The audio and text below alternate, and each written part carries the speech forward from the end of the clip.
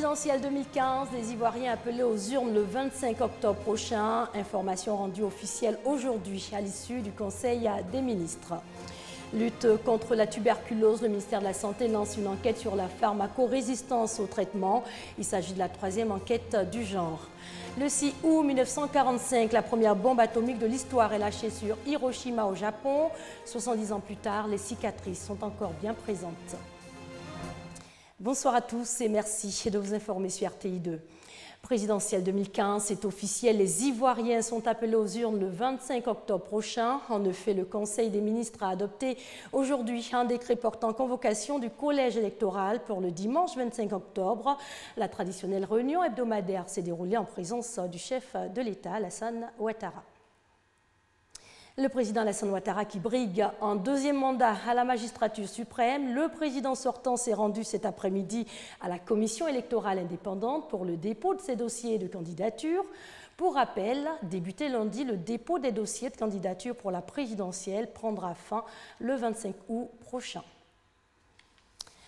On ouvre la page santé de cette édition. Tout d'abord, la lutte contre la tuberculose. Le ministère de la Santé lance une enquête sur la pharmacorésistance au traitement. Environ 24 000 cas de tuberculose ont été enregistrés en 2014 en Côte d'Ivoire. Selon une étude effectuée en 2006, on enregistrait 2,5% de malades résistants aux antituberculeux. Cette enquête est la 3e du genre. Elle va coûter 91 milliards de francs CFA. Ami Sissoko. En 2014, les 17 centres antituberculeux en Côte d'Ivoire ont enregistré environ 24 000 patients atteints de la tuberculose, selon l'OMS. Parmi ces patients, certains développent une résistance aux antituberculeux, ce qui pourrait réduire les efforts d'éradication de cette maladie. Dès lors que vous utilisez des médicaments pour tuer les microbes, au fur et à mesure, ces microbes-là développent des mécanismes de survie qu'on appelle la résistance. Et donc, les médicaments deviennent de moins en moins efficaces pour tuer ces microbes-là. C'est le cas du microbe qui donne la tuberculose qu'on appelle le bacille de Koch. Face à cette inquiétude, l'OMS a recommandé en 1994 à chaque pays de réaliser tous les 10 ans des enquêtes pour déterminer le nombre de tuberculeux résistants aux médicaments, ce qui permettra d'adapter les stratégies de lutte contre cette maladie contagieuse. La Côte d'Ivoire vient de lancer sa 3e enquête nationale. Celles de 1996 et 2006 ont révélé respectueusement des prévalences de 5,3% et 2,5% de résistance aux antituberculeux. Si rien n'est fait, les tuberculeux multirésistants et ultra-résistants risquent de réduire l'espoir d'un contrôle rapide de la maladie dans notre pays. J'adresse mes encouragements à tous les experts engagés dans le présent processus dont l'aboutissement permettra d'actualiser nos données en matière de pharmacorésistance aux antituberculeux et de procéder aux réformes nécessaires à même de permettre une lutte plus efficace contre la tuberculose dans notre pays. Cette étude va se dérouler sur toute l'étendue du territoire pendant 1 an. La 3e enquête nationale sur la pharmacorésistance aux antituberculeux en Côte d'Ivoire coûtera 91 millions de francs CFA. Le cancer représente également un enjeu sanitaire important en Côte d'Ivoire. Selon les derniers chiffres du registre du cancer publié le 17 octobre 2012, le cancer du sein est le plus fréquent avec un taux de 19,9%. Pour réduire ce taux, la Société de gynécologie et d'obstétrique initie les journées ivoiriennes des seins. Grâce à Adrienne Kando. Le cancer du sein est un véritable problème de santé publique. Les femmes âgées de plus de 45 ans sont les plus touchées. En Côte d'Ivoire, 3 000 nouveaux cas sont détectés chaque année selon le programme national de lutte contre le cancer. Pour changer la donne, la Société de gynécologie et d'obstétrique de Côte d'Ivoire initie les journées ivoiriennes des seins. La fréquence du cancer du sein en Côte d'Ivoire est une réalité. Il faut que nous agissions pour faire baisser cette prévalence et pour éviter les morts après cancer du sein. Il n'y a pas de fatalité dans toute maladie. Toute maladie peut être maîtrisée, mais quand on vient à temps, que les femmes viennent en consultation, car les traitements sont disponibles et les experts sont là qui peuvent les prendre en charge. Des journées de sensibilisation, mais aussi de dépistage du cancer du sein. L'année dernière, j'avais des douleurs au sein gauche. Donc j'ai fait la mammographie, le médecin m'a dit que c'était bon. Donc cette année, comme ils sont là, ce sont les spécialistes qui sont là, j'ai essayé l'opportunité de venir faire le dépistage. J'ai fait le dépistage ce matin. Le médecin m'a rassuré que c'est bon.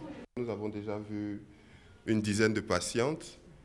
Chez une jeune dame de 22 ans, nous avons découvert un adénofibrome, une sorte de boule qui apparemment n'est pas grave, mais qui a besoin d'être confirmée par certains examens. Aussi, chez une dame ménopausée de 54 ans, nous avons vu ce matin un nodule d'environ 2 cm que nous avons exploré à travers des examens de radiologie. Le traitement du cancer du sein repose sur plusieurs méthodes, notamment la chirurgie, la radiothérapie et la chimiothérapie. Santé toujours, une hernie désigne le déplacement de tout ou une partie d'un organe hors de la cavité qui le contient normalement. La guérison passe inévitablement par l'opération chirurgicale. Plusieurs malades ont été ainsi opérés gratuitement à l'hôpital général de Port-Bouët et cela grâce à l'ONG La Vie. Moussa Konaté. Hôpital général de Port-Bouët, dans le hall d'attente, des hommes et des femmes atteints d'une hernie. Cette maladie mortelle dont la guérison nécessite une intervention chirurgicale. Ça fait plus de 3 ans que je suis malade. J'ai hernie ombilicale. Je suis malade depuis l'âge de 10 ans. J'ai vu que j'avais cette maladie-là. Et depuis lors, vraiment, je n'ai pas eu les moyens de me faire soigner. Cri de cœur entendu par l'ONG La Vie. La structure offre gracieusement l'opération aux malades. Vraiment, les sentiments sont énormes. Surtout que vous savez que quand vous venez au secours de ceux qui n'en ont pas, ça nous va droit au cœur. Parce que c'est suivant les moyens. On n'a pas les moyens, mais voilà, maintenant, très vite, on nous soigne. Je suis très content. L'objectif de l'ONG La Vie est d'apporter la santé au maximum de personnes malades. Nous estimons qu'aujourd'hui, avec cette situation de crise, les populations sont de moins en moins plus pauvres. Et donc pour nous, il est important d'apporter un soutien. Plus de 3500 malades d'une hernie ont été soignés gratuitement dans une vingtaine de localités du pays en moins de 2 ans grâce à l'ONG La Vie. Voilà qui met fin à la page santé de cette édition. Tout à fait. Autre chose à présent, les choses se précisent au niveau du Burida, le Bureau ivoirien des droits d'auteur. Le décret portant statut juridique de la réforme de l'institution a été officiellement remis au comité de gestion. Désormais, les organes et structures du Burida peuvent se mettre en place. Patrick Assamoah et Franck Quadio. Offre de soulagement pour le comité provisoire de gestion, de réforme et de restructuration du Bureau ivoirien des droits d'auteur à Burida. Le décret portant statut juridique de la réforme du Burida est maintenant une réalité. Adopté au mois d'avril en Conseil des ministres, le décret vise à garantir une gestion efficiente, transparente et responsable du Burida. Aussi va-t-il lutter contre le piratage des œuvres de l'esprit. La joie du ministre Maurice Abondamant qui a exhorté les membres du Burida à la cohésion. Nous pouvons aller plus loin si nous sommes organisés, si nous sommes disciplinés et si nous maintenons la discipline et la cohésion. Cette remise du décret au comité de gestion marque le démarrage de la constitution des organes et des structures du Burida.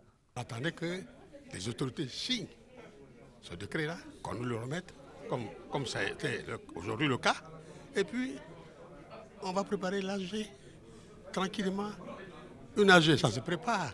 Et puis, d'ici septembre, on se donne rendez-vous pour mettre les nouveaux organes en place. Créé en 1981, le Burida va désormais consolider ses acquis et renforcer son statut à partir de ce décret. Ce nouveau raid de Boko Haram au Cameroun, au moins 8 personnes tuées et un nouvel enlèvement de masse au nord du pays dans la nuit de lundi à mardi. Au Cameroun, où 2 femmes suspectées d'être des kamikazes ont été arrêtées au camp de réfugiés de Minawao. Elles avaient en leur possession des engins explosifs. Par ailleurs, le Cameroun a décidé d'expulser plus de 3000 Nigérians dans le cadre de la lutte contre Boko Haram. À présent, une page d'histoire. Le 6 août 1945, la première bombe atomique de l'histoire est lâchée sur Hiroshima, au Japon. La commémoration, ce sera demain, jeudi 6 août. Le bilan a été très lourd, 140 000 personnes tuées et 70 ans plus tard, les cicatrices sont encore bien présentes. Au matin du 6 août 1945, Little Boy tombe sur Hiroshima. La bombe à uranium explose à 600 mètres du sol. La température grimpe jusqu'à 1 million de degrés à l'hypocentre. Une force équivalente à 16 000 tonnes de TNT dévaste la ville. Keiko Ogura avait 8 ans. Elle était à 2 km de la bombe quand elle a explosé. Le souffle de l'explosion était si important que je me suis retrouvée propulsée au milieu de la route, où j'ai perdu connaissance. 140 000 personnes meurent dans l'explosion ou ultérieurement sous les effets des irradiations. Le dôme d'Hiroshima était à 500 mètres de l'hypocentre.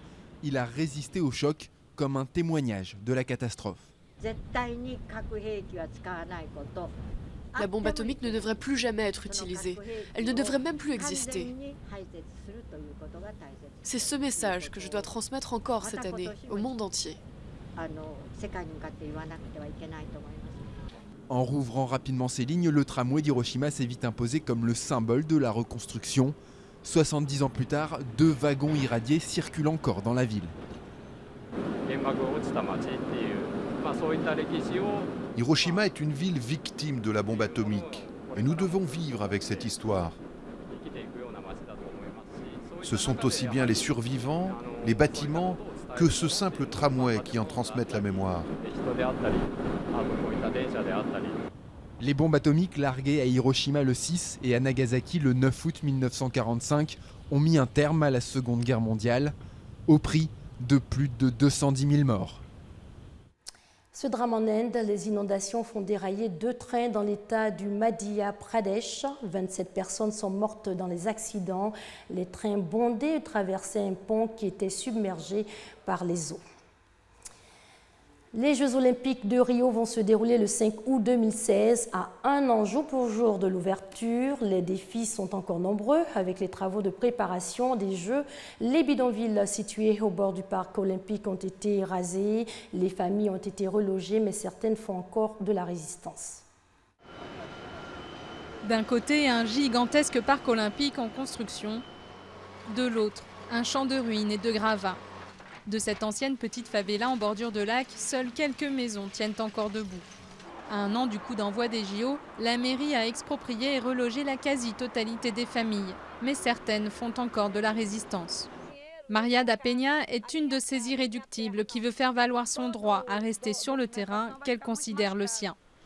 Ce n'est pas à cause des organisateurs des Jeux qu'on est expulsé, c'est à cause de la spéculation immobilière. Parce qu'on sait que dans le futur, après les Jeux Olympiques, ici ce sera un quartier avec des centres commerciaux, des immeubles, que ce sera un quartier chic.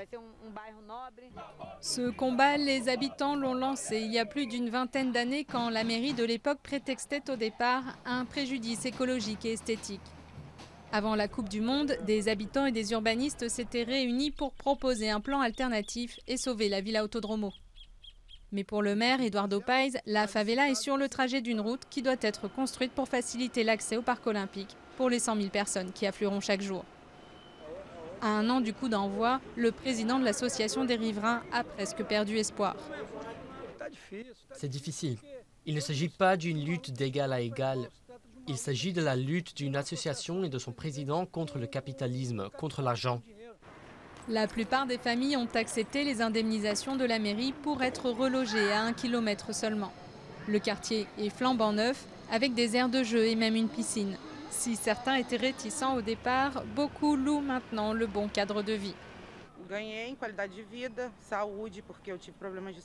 J'ai une meilleure qualité de vie et une meilleure santé parce que j'avais des problèmes à cause des moustiques qu'il y avait puisqu'on n'avait pas de système d'égout.